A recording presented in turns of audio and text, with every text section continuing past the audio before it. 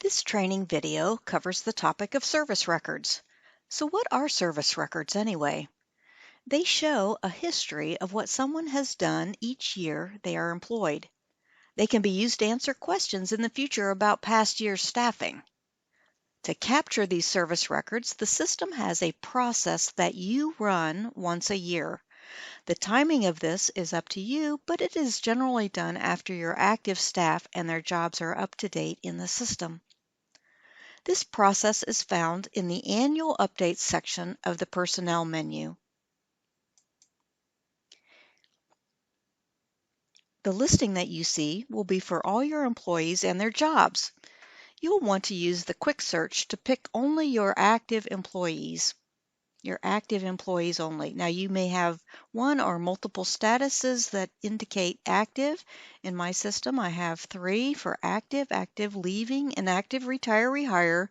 I know these are the people that I want to capture the service records for. I also want to narrow my search by selecting my administrative staff. And I'm doing that in this example because I have already created the service records for my certified and for my supplemental jobs earlier. So once I have the list of jobs that I want to capture, then all I need to do is click on the Service Record Creation button. It tells you how many records are going to be created. This is in red just to be a reminder that you should do your search first.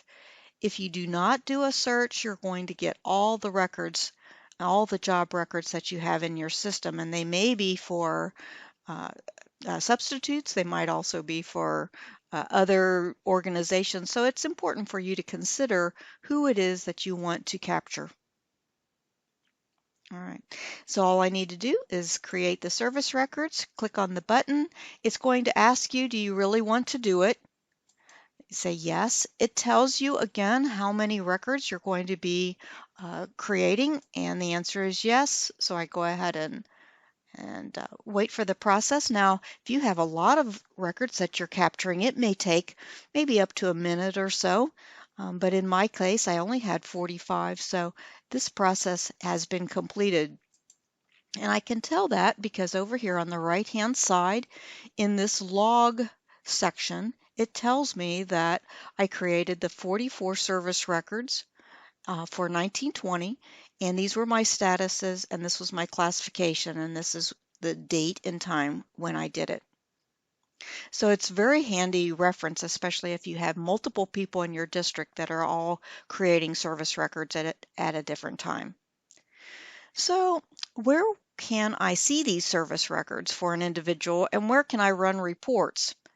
So if I go to Wayne Anderson, for example, I just click on his name, it's going to take me to his employee record, and right here under the service record section of his record, I see that the service records have been captured each year.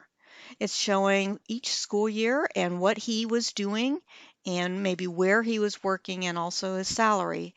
And by clicking on the information button, you can get more information. Also, in the area of reporting, there is a service records section here. So these are all my service records that I have created. And if I want to search on just a particular group, like the group I just did, I can select the classification and also the school year and do a search.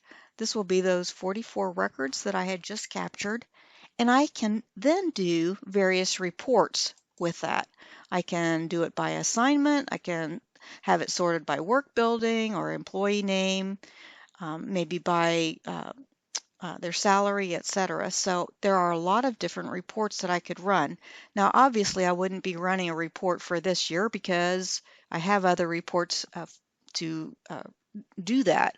But down the road, if somebody asks you how many admins you had or how many principals or something like that in the 1920 school year, you would come to the service records reporting area and do a search and select one of your reports.